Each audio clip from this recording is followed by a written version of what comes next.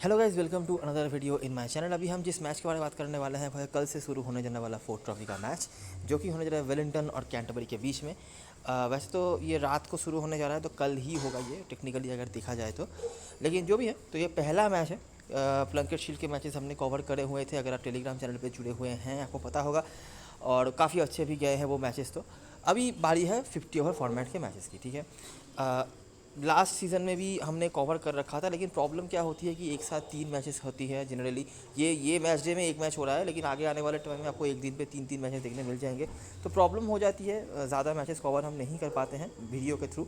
लेकिन अगर आप मतलब मोटा मोटा थोड़ा आइडिया लगा लेंगे पहले कुछ मैचेस खेल के, ग्राउंड के बारे में या टीम्स के बारे में आइडिया लगा के, तो आप खेल सकते हैं खुद से भी। लेकिन अभी पहला मैच है ये, और तो हम एक ही मैच है आज, तो इसको कवर कर ही सकते थे, तो कवर कर रहे हैं। वैसे तो फीफा वर्ल्ड कप के मैचेस भी कवर्ड हो रहे हैं, अगर आप चैनल पे हैं आपको पता ही होगा। और कल का मैच भी डिसेंट गया था, अगर आपने वीडियो देख के टीम बनाई होगी तो स्टार्ट करते हैं इस मैच की एनालिसिस। बेसिन रिजर्व वेलिंगटन में मैच होने जा रहा है, जो कि वेलिंगटन का घर होता है। अभी धीरे धीरे ये सब ग्राउंड्स और ये किसके होम ग्राउंड्स हैं, ये आपको आदत हो जानी चाहिए धीरे धीरे। बेसिन रिजर्व वेलिंगटन जैसे वेलिंगटन का घर है। वेदर सही है, कोई दिक्कत वाली बात नहीं है, क्लाउडी रह सकता है, लेकिन मैच में रुकावट नहीं होनी चाहिए। आखिरी 5 मैचों की अगर हम बात करें तो वेलिंगटन 2-2 की बराबरी पर चल रही है कैंटरबरी के साथ इस फिक्चर में, और एक मैच नो रिजल्ट रहा है, ठीक है। पिछले सीजन की बात करें तो वेलिंगटन ने दूसरे स्थान पर खत्म किया था, और कैंटरबरी ने खत्म किया था 6ठे स्थान पर। कैंटरबरी की टीम उतनी बुरी दिखती नहीं है जितनी बुरा परफॉर्मेंस रहा है, और अभी ये चीज़ और भी ज़्यादा हो सकता है। वैसे तो रेड बॉल क्रिकेट में कैंटरबरी उतना ख़राब नहीं कर रही है, लेकिन वाइट बॉल क्रिकेट में इनका परफॉर्मेंस काफ़ी बुरा रहा है। उसके पीछे का रीज़न जो मुझे मेन लग रहा है कि इनकी जो बॉलिंग है वो उस तरह का अच्छा नज़र नहीं आ रहा है, और बहुत ज़्यादा डिपेंडेंसी इनको करना पड़ रहा है मैट हेनरी के ऊपर। अगर मैट हेनरी चले तो बॉलिंग अच्छी हुई, अगर वो नहीं चले तो बॉलिंग थोड़ा सा हल्का तो पर ही रहा है। और बैटिंग में हालांकि उतना बुरा ये बैटिंग नहीं है, लेकिन पिछले सीजन में टॉम लेथम नहीं खेले थे, हेनरी निकोल्स भी कुछ मैचेस में ही खेले थे। बाकी बैटिंग में भी डेप्थ की कमी नज़र आ रही है। रेड बॉल क्रिकेट में मामला थोड़ा अलग है, इनके पास रेड बॉल स्पेशलिस्ट हैं कुछ, लेकिन वाइट बॉल क्रिकेट में जैसे 50 ओवर फॉर्मेट में ये चीज़ थोड़ा सा तो खल रहा है इनकी तरफ से, ठीक है। और ऐसी ही चीज़ हमने पिछले सीजन में वाइट रेड लास्ट में भी देखा हुआ था, जहाँ पर वो नॉकआउट्स तक पहुँच नहीं पाए थे। तो इंटरनेशनल प्लेयर्स में से मोस्टली तो अवेलेबल हैं ही अभी आज कल के मैच में, जैसे टॉम लेथम हो गए, हेनरी निकोल्स हो गए, तो मैट हेनरी हो गए। खाली डैरल मिचेल अवेलेबल नहीं है, लेकिन डैरल मिचेल के रहने या ना रहने से मुझे लगता नहीं बहुत ज़्यादा डिफरेंस पड़ता है इनकी टीम में। तो ये है, ठीक है। इनका मेजर जो स्ट्रेंथ है, जो थोड़ा बहुत बेहतर हुआ है मुझे लगता है पिछले सीजन में, जो आपको देखने मिल सकता है वो बैटिंग ही है। अगर जो इनके मेन स्टार बैट्समैन है वो अगर अच्छा करें तो कुछ बात बने। बॉलिंग में कंसिस्टेंसी की कमी है, और ये मोस्टली मैचेस अपने बॉलिंग की वजह से काफ़ी हारे थे। दूसरी तरफ से वेलिंगटन की बात करें तो वेलिंगटन की टीम बहुत हैम्पर्ड होती है इंटरनेशनल प्लेयर्स के रान रहने की वजह से। डेवन कॉनवे तो चलिए एक नाम ही हो गया, इसके अलावा फिन एलन, जेम्स निशम, ऐसे प्लेयर्स हैं जो इनकी टीम में खेलते तो हैं, लेकिन ये इंटरनेशनल मैचेस की वजह से खेल नहीं पाते हैं, ठीक है। तो इनकी टीम काफ़ी हैम्पर्ड होती है, लेकिन उसके बावजूद भी अगर ये यहाँ पे दूसरे स्थान पर ख़त्म कर रहे हैं, इनकी जो मेजर स्ट्रेंथ आपको देखने मिल जाएगी वेलिंगटन की, वो होती है इनकी बॉलिंग से। पिछले सीजन में 2 ही ऐसा मैच गया जहाँ पर उनकी बॉलिंग की वजह से उनको मैच हारना पड़ा, नहीं तो उनकी बॉलिंग ओवरऑल अच्छी होती है। वैसे तो बहुत बड़े बड़े नाम नहीं हैं, लेकिन इनके जो डोमेस्टिक बॉलर्स हैं वो काफ़ी अच्छा परफॉर्मेंस करते हैं जनरली, और उनके परफॉर्मेंस आपको काफ़ी अच्छे देखने मिलते हैं काफ़ी टाइट मैचेस में भी, ठीक है। और बैटिंग में भी भले ही इनके पास बहुत बड़े बड़े नाम नहीं हैं, लेकिन जो डोमेस्टिक प्लेयर्स भी इनके खेल रहे हैं उनमें से भी काफ़ी सही परफॉर्मर्स पिछले सीजन में हमें देखने मिले हैं, जिनमें से कुछ का नाम तो हम यहाँ पे आगे बताएंगे भी, ठीक है। तो ये डिफरेंस हो रहा है दोनों टीमों में, एक टीम जो अपने डोमेस्टिक परफॉर्मर्स से परफॉर्मेंस निकाल पा रही है, और दूसरी टीम के डोमेस्टिक परफॉर्मर्स उस तरह से परफॉर्म नहीं कर पा रहे हैं, जिसकी वजह से ये रैंकिंग में इतना डिफरेंस आपको दिख रहा है। नहीं तो कैंटरबरी की टीम अगर आप देखेंगे तो आपको लगेगा अरे यार ये तो बेहतर टीम है वेलिंगटन से, लेकिन परफॉर्मेंस उस हिसाब से नहीं आया था पिछले सीजन में, ठीक है। हालांकि टॉम लेथम अभी शुरुआत से अवेलेबल है, तो देखना पड़ेगा उनका कितना बड़ा इम्पैक्ट आता है। रिसेंटली इन दोनों टीमों के बीच में प्लंकेट शील्ड का भी मैच हुआ था, और वन साइडेड हराया था वहाँ पे कैंटरबरी ने वेलिंगटन की टीम को, तो उनके बारे में हम बातें करेंगे। लेकिन फिलहाल के लिए देखते हैं आगे क्या क्या चीज़ें अवेलेबल हैं इस ग्राउंड में। अगर हम परफॉर्मेंस की बात करें वेलिंगटन की टीम की, तो पिछले सीजन में 5 में से 4 मैच वो जीते थे, तो आप समझ सकते हैं कि काफ़ी अच्छा परफॉर्मेंस रहता है इस ग्राउंड में। और इनका सिस्टम ऐसा होता है, ये आपको वाइट रेड लास्ट में भी दिख जाएगा कि इनके पास कुछ ऐसे प्लेयर्स होते हैं ना, स्पेशली बॉलिंग डिपार्टमेंट में, जो इस ग्राउंड के हिसाब से बिल्कुल परफेक्ट होते हैं।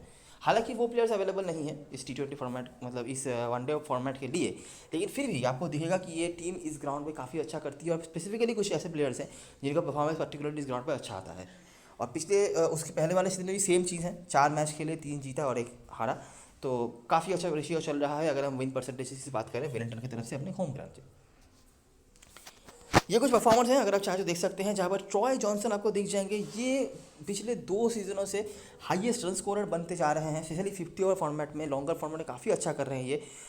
और ये काफ़ी कंसिस्टेंट भी दिख रहे हैं। हालांकि मेरे ख्याल से इस सीज़न में शेफील्ड प्लंकेट शील्ड में ये उतना फीचर नहीं करे थे इंजरी के चलते, लेकिन अभी ये सही है और पहले मैच से अवेलेबल हो भी जाएंगे। लूक जॉर्जसन एक और प्लेयर है, ये बॉलिंग भी करा सकते हैं वाइट बॉल क्रिकेट में, स्पेशली 50 फॉर्मेट में ये काफ़ी अच्छे टैलेंट है। और लास्ट सीजन में भी इनका थोड़ा बहुत झलकिया देखने मिला था।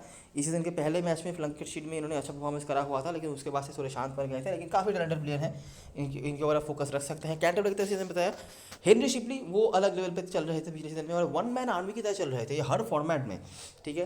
क्या 50 ओवर बोल लीजिए, क्या फर्स्ट क्लास बोल लीजिए, क्या T20 बोल लीजिए, हर जगह पे हेनरी शिपली ने धागा खोल के रखा हुआ था, तो वो तो ये थे ही। इसके अलावा लियो कार्टर, ठीक है, ये भी काफ़ी अच्छा करते हैं लॉन्गर फॉर्मेट्स में, हालांकि शॉर्टर फॉर्मेट में अच्छा करते हैं, काफ़ी डिपेंडेबल प्लेयर हैं।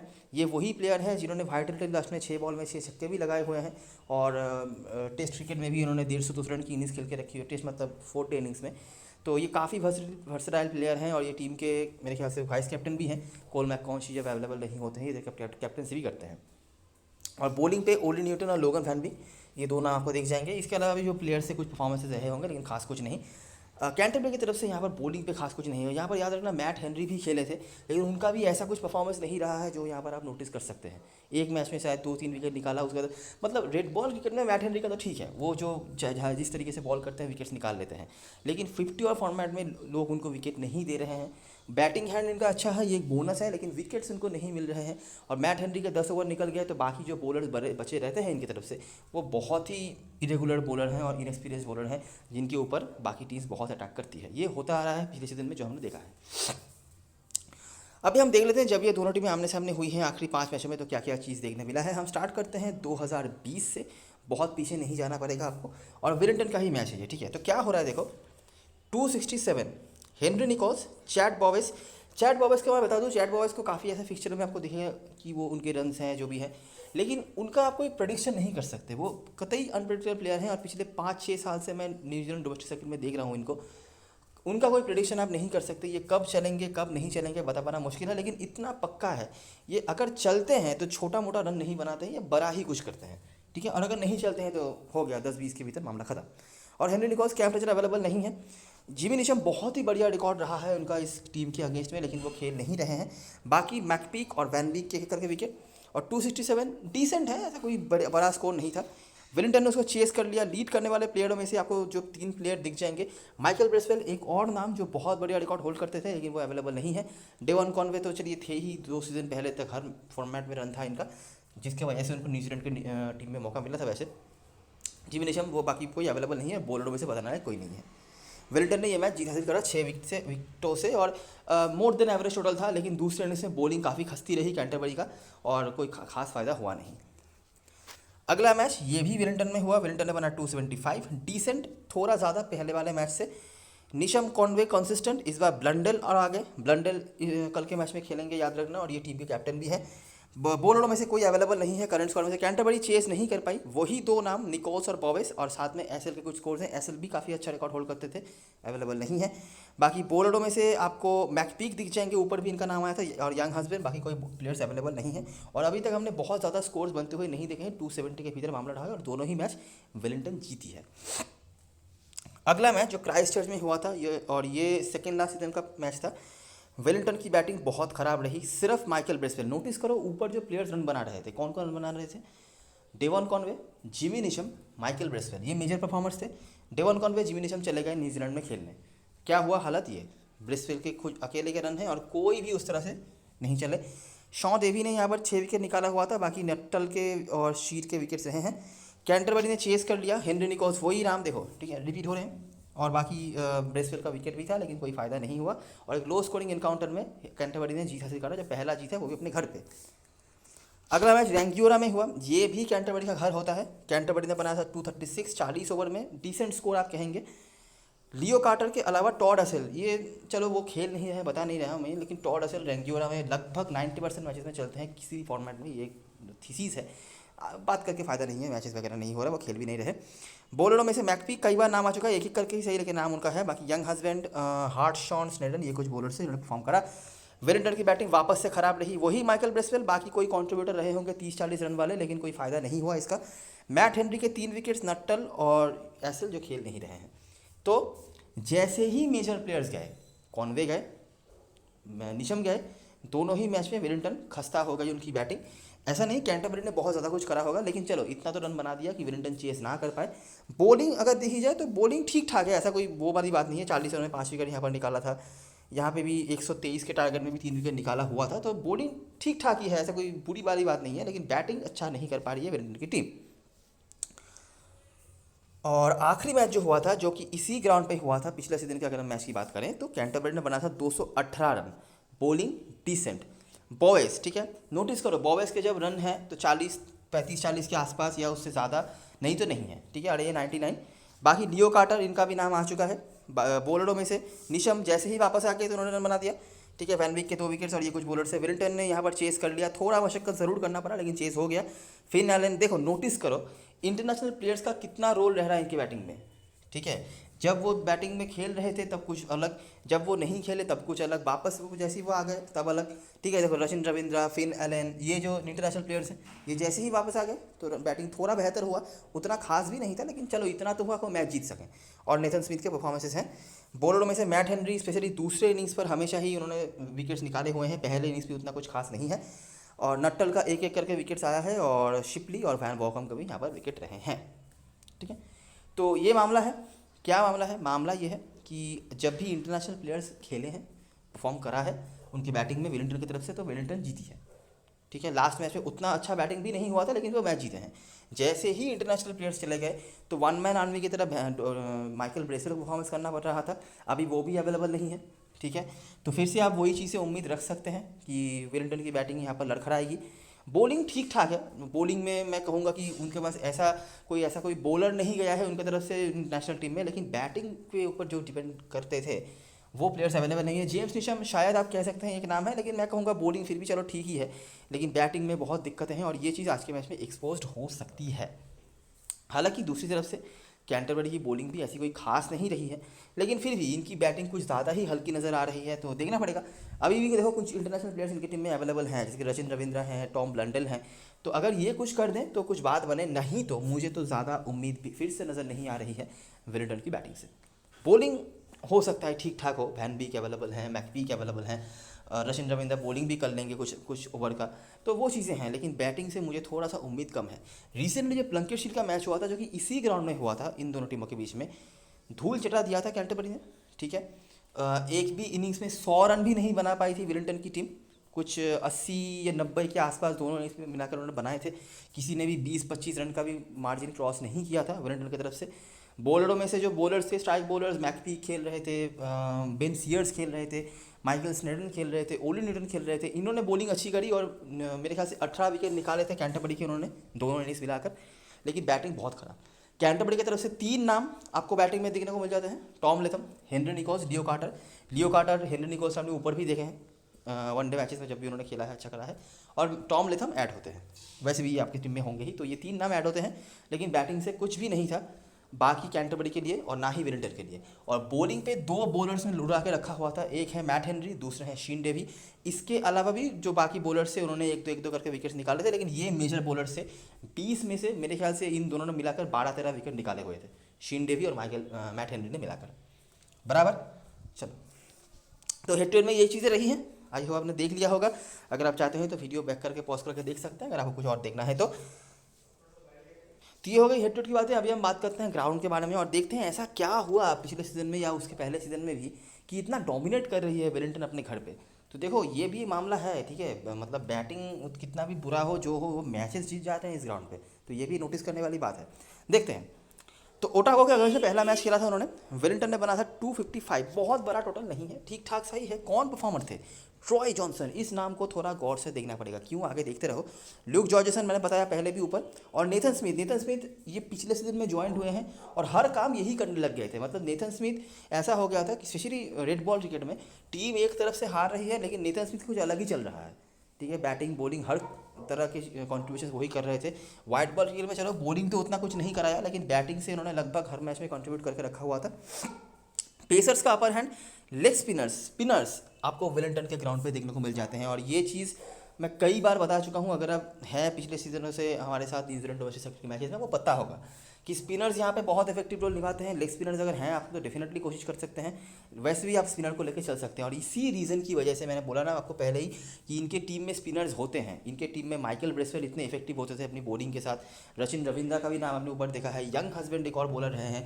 पास्ट में जीतन पटेल खेलते थे, जिन्होंने भी काफ़ी विकेट्स निकाले हुए हैं इस ग्राउंड पर। जिमी नेशम की बॉलिंग भी काम पे आती है यहाँ पर, क्योंकि उनके पास ज़्यादा पेस होता नहीं है, वो बहुत मतलब स्विंग वगैरह पे डिपेंड करते हैं। जिस तरह की कंडीशंस के यहाँ पे बॉलर्स इफेक्टिव होते हैं, ठीक है।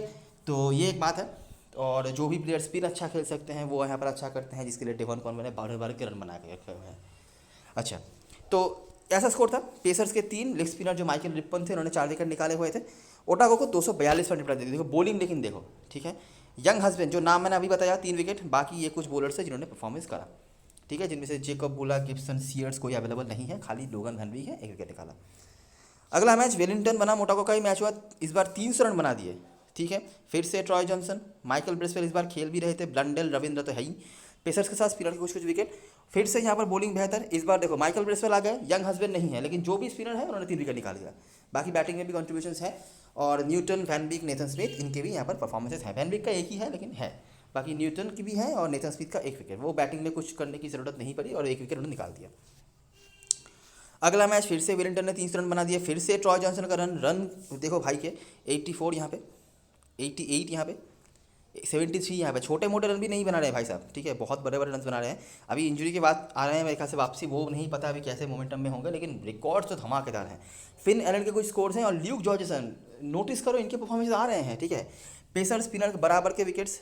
ऑकलैंड ने ये मैच चेस कर लिया था। ये मैंने बताया ना आपको, 2 मैचेस हारी थी वेलिंगटन में बॉलिंग की वजह से। तो ये पहला मैच था जहाँ पर ग्लेन फिलिप्स और जॉर्ज वार्कर मेरे ख्याल से थे, जिन्होंने बहुत बड़े बड़े 100 मार्कर रखे हुए थे। तो वो मैच उनको हारना पड़ा। बाकी ब्रेसवेल, यंग हस्बैंड, न्यूटन, वो वही नाम जिन्होंने 1 विकेट निकाला हुआ था। उसी ऑकलैंड को ये हुआ था जनवरी 1 को, 300 रन मार दिया। उसी ऑकलैंड को 207 पर निपटा दिया था। किसने डेट किया? वही देखो, न्यूटन, वैन बीक, ब्रेसवेल, ठीक है। ब्रेसवेल नहीं है, याद रखना। नेथन स्मिथ भी बीच में 1 विकेट है। ऑकलैंड ने बनाया था 207 इस बार। वेलिंगटन ने चेस कर लिया था फिर से जॉर्जसन। अच्छा, अभी चेस जब से करने आ गई टीम तो ट्रॉय जॉनसन के नाम नहीं है, लेकिन जॉर्जसन काफ़ी नाम है इनका। ब्रेसवेल, नेथन स्मिथ तो है ही। नेथन स्मिथ को जब भी मौका मिल रहा है वो परफॉर्म कर रहे हैं बैटिंग से। और बाकी स्पिनर्स के यहाँ पर 4 विकेट। और लास्ट मैच जो आपने ऊपर हेड टू हेड देखा था, 218 पर रोक दिया था, वहाँ पर भी वैन बीक और ये कुछ बॉलर्स से। और वेलिंगटन ने बना 219 रन। देखो चेसिंग में एक बार भी नाम नहीं है ट्रॉय जॉनसन का, ठीक है। बैटिंग फर्स्ट में लेकिन 3 बार करा, 3 बार ही बड़े बड़े स्कोर्स हैं।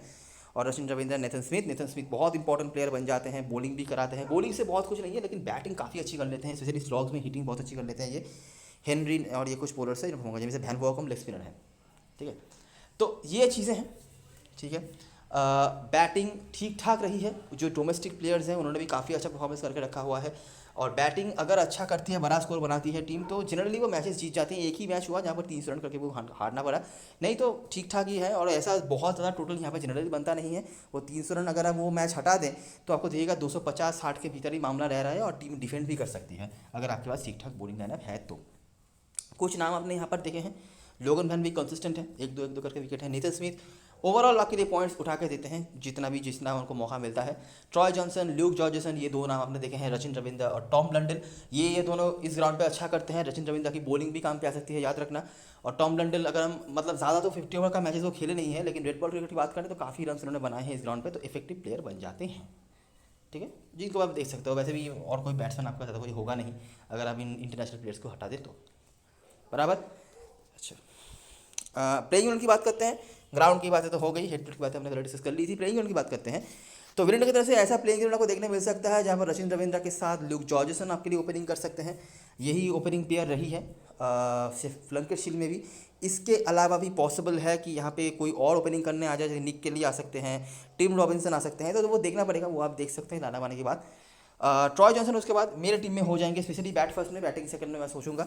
Tom Blundell captain, wicket keeper, keeping पे पॉइंट्स भी आपको दे देंगे। और ज़्यादा कोई ऑप्शन नहीं होगा आपको बैटिंग से देखने लायक, तो आप इनके ऊपर देख सकते हैं। और लेथम का थोड़ा मुझे लड़खड़ाता हुआ दिखा है, लेकिन हाँ दोनों कीपर भी आप लेके जा सकते हैं। लेकिन अगर आप एक भी कीपर लेके जा रहे हैं, दोनों में से एक को लेने की सोच रहे हैं, तो प्लंडल मिनेटी पहले प्रेफरेंस होंगे, लेथम ऑप्शनल है, ठीक है। कोशिश करना लेके चलने की, अगर दिक्कत बन रहा है तो आप एक ट्राई इनके ऊपर ज़रूर कर सकते हो। लेथम के लास्ट कोई मैचेस अच्छे नहीं गए हैं और इनकी बॉलिंग उतनी बुरी जनरली होती नहीं है वेलिंगटन की, ठीक है। उसके बाद निक के लिए रिकॉर्ड अच्छे नहीं है। उन्होंने 4 मैचेस मैंने रिसेंट जो देखे हैं, इन्होंने खेला है कैंटरबरी के अगेंस्ट में, उनसे 3 बार उन्होंने एक बनाया है, एक बिल्कुल एक, ना एक से ज़्यादा ना एक से कम, एक बार उन्होंने 70 ऑट को स्कोर बनाया हुआ था। और मैट हेनरी ने स्पेशली इनको बहुत दिक्कत में डाल के रखा हुआ है। तो ये एक चीज़ है जो आप नोटिस कर सकते हैं। टिम रॉबिन्सन शायद आप नहीं ले पाएंगे, काफ़ी अच्छे प्लेयर हैं ये भी, और इस सीज़न में इनका भी नाम आपको देखने मिल सकता है कई बार। नेथन स्मिथ ओवरऑल ठीक कंट्रीब्यूशन है, मुझे लगता है 50-55 पॉइंट आपको कहीं से वो देखे जाएंगे, लेकिन बहुत हाई करने वाली परफॉर्मेंसेस कुछ नहीं है। बॉलिंग उतना कुछ खास नहीं है, बैटिंग लेकिन डिसेंट उन्होंने करके रखा हुआ है। लोगन वैन बिक का भी वही है, बहुत हाइप करने वाली परफॉर्मेंस कुछ नहीं है, एक दो विकेट कंसिस्टेंट है। यंग हस्बैंड कोशिश करना लेकर चलने की, इंपॉर्टेंट हो जाते हैं, बैटिंग भी थोड़ी बहुत कर लेते हैं। ओली न्यूटन बॉलिंग फर्स्ट में मस्ट हैव है, बॉलिंग सेकंड में आप सोच सकते हो। और यन मैकपीक ऐसा कुछ रिकॉर्ड वगैरह नहीं है, लेना चाहो ले सकते हो, लेकिन स्मॉल लीग में मेरे ख्याल से बेटर ऑप्शन आपके पास अवेलेबल होंगे। तो हमारी टीम में जो प्लेयर ज़रूर से होंगे, रविंद्रा होंगे, ब्लंडल होंगे, ट्रॉय जॉनसन बैटिंग फर्स्ट में मस्ट है, बैटिंग सेकंड में हम सोचेंगे। नेथन स्मिथ सेफ रहने के लिए सेफ 50-55 पॉइंट मेरे को देके जाएंगे, मैं लेकर चलता हूँ। और यहाँ पर वैन बीक और न्यूटन में से कोई एक मस्ट है, अगर आप वेलिंगटन के सपोर्ट में टीम बनाना चाहते हो तो दोनों को भी लेकर चल सकते हो, ठीक है। इसके अलावा जॉर्जसन का ऑप्शन है, इनको भी आप लेकर चल सकते हो। अगर आप ट्रॉय जॉनसन और जॉर्जसन में से ऑल्टरनेट करके लेना चाहते हो तो देख सकते हो। बैटिंग फर्स्ट में ट्रॉय जॉनसन, बैटिंग सेकंड में जॉर्जसन रिगार्डलेस ऑफ टॉस लेकर चल सकते हो। ये बॉलिंग करा सकते हैं, पॉसिबिलिटी है, ज़्यादा नहीं है लेकिन है, ये करा सकते हैं, ठीक है। बस ये कुछ प्लेयर्स हैं जिनके ऊपर हम फोकस करेंगे, 4-5। कैंटरबरी की तरफ से बात करें तो देखिए, बॉवेस मैं कभी भी सजेस्ट नहीं करता हूँ कि इनके ऊपर ज़्यादा भरोसा करो, लेकिन ये छोड़ने लायक प्लेयर नहीं है। ये अगर चल गए और आपके ओपोनेंट ने इनको ले लिया तो आप एक तरफा भी हार सकते हो, ठीक है। और ये आपको एक तरफा हरवा भी सकते हैं ना परफॉर्म करके, इसी पॉसिबिलिटी है। रख के चलो, ठीक है, रन्स हैं इनके और ये बहुत इनकन्सिस्टेंट प्लेयर हैं, तो रख के चलो। कैप्टन भास्कर को दूर की बात नहीं है, लेकिन रख के चलो, मैं यही कहूँगा। लेथम ऑप्शनल है, अगर आप स्पेस मैनेज कर पा रहे हो रख के चलो। अगर बहुत दिक्कत आ रही है तो एक चांस आप ले सकते हो, हालांकि कीपिंग के पॉइंट्स देंगे तो मैं सजेस्ट तो नहीं करूँगा, लेकिन देख सकते हैं आप कि अगर आपको कोई स्पेस वगैरह का इशू आ रहा है तो वो। हेनरी निकोल्स मस्ट हैव है, लियो कार्टर मस्ट हैव है, कोल मैककॉन्ची एक और ऑप्शन है जिनके वजह से ना इनके कोई रिकॉर्ड्स हैं। और इनका हमेशा मैंने कई सालों से मैं बोल कर रखता हूँ कि इनका बेस्ट परफॉर्मेंस आता है, इनका जो घर होता है हेगली ओवल क्राइस्टचर्च, वहाँ पे, उसके बाहर उनका उतना नहीं है। लेकिन एक बात है, इनकी बॉलिंग यहाँ पे काम पे आ सकती है, ठीक है। अगर कहीं पे 20-25 रन बना दिया, एक विकेट ही निकाल लिया, तो भी 50 के आसपास पॉइंट हो सकता है, काफ़ी लोगों के कैप्टन हो सकते हैं। तो ये रिस्क मैं थोड़ा कम सजेस्ट करूँगा, लेकिन सजेस्टेड ये भी है, ठीक है। अगर आप शेफील्ड शील्ड में भी देखेंगे, जो रीसेंट मैच ही हुआ था जहाँ पर वेलिंगटन को रोंद के रखा हुआ था कैंटरबरी ने, वहाँ पे भी कोल मैककॉन्ची का कुछ खास परफॉर्मेंस नहीं आया था, ना ही बैटिंग से ना ही बॉलिंग से। मेरे ख्याल से बॉलिंग से एक आध विकेट निकाला होगा, लेकिन बैटिंग से कुछ नहीं था, ठीक है। लेकिन जैसे ही वो कैंटरबरी के होम ग्राउंड पे आ जाते हैं, वो धमाका मचाते हैं, और लास्ट 2 मैचेस में उन्होंने वही किया, बराबर। हेनरी शिपली मस्ट है भाई, आप इनको छोड़ना नहीं चाहेंगे। मोमेंटम बहुत बढ़िया चल रहा है भाई का, और बैटिंग बॉलिंग हर सब कुछ कर रहे हैं। और जैसे कि वेलिंगटन का बॉलिंग उतना बुरा नहीं रहा है, इनके पास बैटिंग भी आ जानी है, बॉलिंग भी पूरा करेंगे, डेथ ओवर में बॉलिंग भी करते हैं, डेफिनेटली रहने लायक प्लेयर हैं। और कैंटरबरी की तरफ से सेफेस्ट कैप्टन भास्कर ऑप्शन है, कोई दिक्कत वाली बात नहीं है। वैन वोकम ट्राएबल ऑप्शन है, बैटिंग कर सकते हैं ये, और ये लेग स्पिनर भी हैं, तो बिल्कुल लेके चलने की एक कोशिश आप कर सकते हैं। मैट हेनरी, एड नटल, शीन डेवी और एंगस मैक्केंजी मुझे लगता नहीं ज़्यादा इनको मौका मिलेगा कुछ करने का। मेरे ख्याल से इनके जो मेजर बॉलर्स होने वाले हैं, हेनरी शिपली, वैन वॉकम, Matt Henry, Nuttall, Shane Davey, ठीक है। उसके बाद मैककॉन्ची, उसके बाद एंगस मैकेंजी का मौका शायद आए, लेकिन तो इसीलिए कोई मतलब नहीं बनता इनको टीम में रहने का। मैट हेनरी बॉलिंग सेकंड में मस्ट हैव है, बॉलिंग फर्स्ट में आप सोच सकते हैं। क्यों सोच सकते हैं? क्योंकि बॉलिंग फर्स्ट में शुरुआती ओवरों में इनके ज़्यादा ओवर्स खत्म करवा दिए जाते हैं और इनको विकेट नहीं देती है टीमें जनरली, ठीक है। और वेलिंगटन के पास ऐसे प्लेयर्स तो हैं जो टाइम बिता सकते हैं। हालांकि रिसेंटली जो प्लंकेट शील्ड के मैचेस हुए थे, मैट हेनरी और शीन डेवी ने रुला के रखा हुआ था, तो ये भी एक पॉइंट है, तो देख सकते हैं आप, ठीक है। लेकिन शीन डेवी में रख के चलने का सजेशन दूंगा। ये जब भी खेलते हैं वेलिंगटन के अगेंस्ट में अच्छा करते हैं, बैटिंग भी थोड़ी बहुत कर सकते हैं, तो ये है। तो हमारे टीम में जो प्लेयर्स होंगे, बॉवेस में रख के चलूँगा, निकोल्स रख के चलूँगा, कार्टर, अगर स्पेस का इशू आ रहा है तो बिल्कुल, नहीं तो सोच सकते हैं हम, नहीं तो लीथम को ले लेंगे। Henry Shipley, Matt Henry bowling second में मस्ट है, बॉलिंग फर्स्ट में सोच सकते हैं हम। शीन डेवी नहीं तो वैन वॉकम, और ये मैट हेनरी का वाला हो गया। तो यहाँ से हमारे देखो 7-8 प्लेयर्स हो गए, ठीक है। और मैककॉन्ची तो हमने अभी टच भी नहीं किया, तो मैककॉन्ची का जगह नहीं बना पा रहे हैं हम। लियो कार्टर और टॉम लेथम में से किसी एक को लेंगे, तो 7 प्लेयर्स यहाँ से हो गए। ठीक है। और मैट हेनरी का जो स्लॉट बताया वो आप देख सकते हो। वैन वॉकम का भी रिस्क ले सकते हो तो लेना, क्योंकि ऑलरेडी लोग मैककॉन्ची को लेंगे, लेथम को लेंगे, तो शायद वैन वॉकम की तरफ लोग ज़्यादा ना जाएं, लेकिन अगर आप देख सकते हो देख सकते हो, ठीक है। कैप्टन पर्सन चॉइस की बात करें तो मैककॉन्ची, लेथम, इन दोनों के आसपास और हेनरी शिपली, इन तीनों के आसपास लोग जाएंगे। मेरे ख्याल से हेनरी शिपली मैककॉन्ची ये कॉम्बिनेशन काफ़ी लोगों का आपको देखने को मिल जाएगा। हेनरी शिपली तो फिर भी समझ में आता है। मैककॉन्ची के बारे में कुछ नेगेटिव चीज़ें हैं जो मैंने आपको बता दी, अगर आप रिस्क ले सकते हो ले सकते हो। लेथम का भी मैंने बता दिया, रिसेंटली उतने अच्छे फॉर्म पे दिखे नहीं है और 50 ओवर फॉर्मेट में उतना अच्छा रिकॉर्ड इनका नहीं रहा है लास्ट कुछ मैचेस में। हालांकि बड़े प्लेयर हैं, कीपिंग भी करेंगे, तो कोशिश करना लेके चलने की। अगर बहुत ज़्यादा इशू आ रहा है तो छोड़ सकते हो आप। उसके बाद मैट हेनरी आते हैं। रिस्क में हेनरी निकोल्स मस्ट हैव है, कैप्टन हसल मटेरियल भी हैं। बॉवेस इनकन्सिस्टेंट हैं, आप अपने भरोसे छोड़ सकते हो, अगर नहीं चले तो आप बच गए, अगर आप वो चल गए तो आपका पहले इनिंग्स में या जहाँ बैटिंग करें वहीं पे वो ख़त्म कर सकते हैं मामला। जैसे पहले इनिंग्स में तो रख के चलना इनको। वेलिंगटन की तरफ से रविंद्र ब्लंडेल, ये दोनों ही परफॉर्म करे हैं। अगर आप प्लंकशिल की बात करें तो Blundell better of keeper option मुझे दिख रहे हैं इस मैच में लेथम से। मैं पहले तो इनकी तरफ जाऊँगा, अगर स्पेस का इशू नहीं आए तब जाकर लेथम। और रिस्की में नेथन स्मिथ, जॉर्जेसन है, रख के चलो, मुझे लगता है कुछ ना कुछ पॉइंट देखे जाएंगे। जॉर्जेसन बॉलिंग भी करा सकते हैं। और उसके बाद टिम रॉबिन्सन या ट्रॉय जॉनसन, जो बैट्समैन मैंने बता दिया, Troy Johnson specially, Tim Robinson नहीं, और यंग हस्बैंड बॉलिंग के ऑप्शन में से हैं। अच्छा, तो मैंने ऐसा एक स्ट्रक्चर बनाया है, यहाँ पर मैंने लेथम का रिस्क लिया है, आप देख सकते हैं, मैककॉन्ची का रिस्क लिया है, दोनों का ही मैंने पॉइंट बता दिए हैं। अभी आप क्या कर सकते हो, देखो, अगर आपको लेथम लेने हैं तो आप क्या करो, यहाँ से कार्टर हटाओ।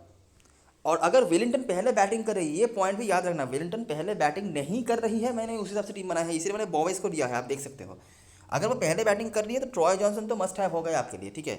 और उसके बाद यहाँ पे आप नेथन स्मिथ के जगह पे लेथम को ले सकते हो, ठीक है, ये भी आप कर सकते हो। याद रखना, ट्रॉय जॉनसन बैटिंग फर्स्ट में तो छोड़ना है ही नहीं, बैटिंग सेकंड में उनके रिकॉर्ड्स उतने कुछ खास नहीं है, आप देख सकते हो। तो ये हो गया। तो लेथम भी हमने रख लिया, बॉवेस, निकोल्स तो है ही, हेनरी शिपली भी मैंने रख लिया, शीन डेवी जो मेरे लिए पहले बॉलर प्रेफरेंस होंगे वो मैंने कर लिया, वैन वॉकम मेरे लिए स्पिनर के ऑप्शन है, न्यूटन, मैट हेनरी। अब बॉलिंग पे आपके पास क्या ऑप्शन आते हैं, बॉलिंग पे आपके पास आते हैं मैकपीक के ऑप्शन आते हैं, जिनको आप देख सकते हैं। एड नट्टल, ऐसा कुछ खास नहीं है, सेकंड इनिंग्स में मैं ज़्यादा प्रेफर करूँगा उनका, लेकिन एड नट्टल का क्या है कि ये ज़्यादा प्रेडिक्टेबल प्लेयर नहीं है, ये बंचे से विकेट निकाल सकते हैं, तो देख सकते हैं आप वैन वॉकम के जगह पे सेफ हो जाएंगे। लेकिन वैन वॉकम क्योंकि लेग स्पिनर है तो मैं छोड़ना नहीं चाहता, थोड़ी सी बैटिंग भी कर लेते हैं ये। बाकी और कोई खास यहाँ पे नहीं है, ठीक है। ऑलराउंडर सेक्शन में जॉर्जेसन का ऑप्शन है, अगर आप 2 कीपर लेते हो तो कोई पॉसिबिलिटी नहीं है, लेकिन अगर आप चांस लेना चाहते हो कर सकते हो। ये बैट बॉलिंग भी कर सकते हैं, याद रखना, और मुझे लगता है ये कहीं ना कहीं से बॉलिंग इनको मिल जानी है। वैन बीक मेरे स्पेस में नहीं आ रहे हैं, 1-2 विकेट मैक्सिमम, 50 पॉइंट मैं सेक्रीफाइस कर रहा हूँ। वैसे मैं मैककॉन्ची को ही नहीं ले पाया तो वैन बीक को कैसा ही ले लूँ। और यंग हस्बैंड एक और ऑप्शन है, बॉलिंग सेकंड में, ये देख सकते हो, बॉलिंग सेकंड में आपने नोटिस करी होगी इस ग्राउंड पे या हेड में भी जो स्पिनर्स हैं उन्होंने काफ़ी अच्छा परफॉर्मेंस करके रखा हुआ है, तो यंग हस्बैंड का नाम वहाँ से आता है। और बाकी बस यहाँ पर और कुछ नहीं है। यहाँ पर 4 बैट्समैन हैं जिनमें से हम लेंगे, 3 तो मैंने बता दिया, कैंटरबरी का निकोल्स, टीम लियो कार्टर और हमारे बॉयस, और चौथे हो जाते हैं ट्रॉय जॉनसन, ठीक है।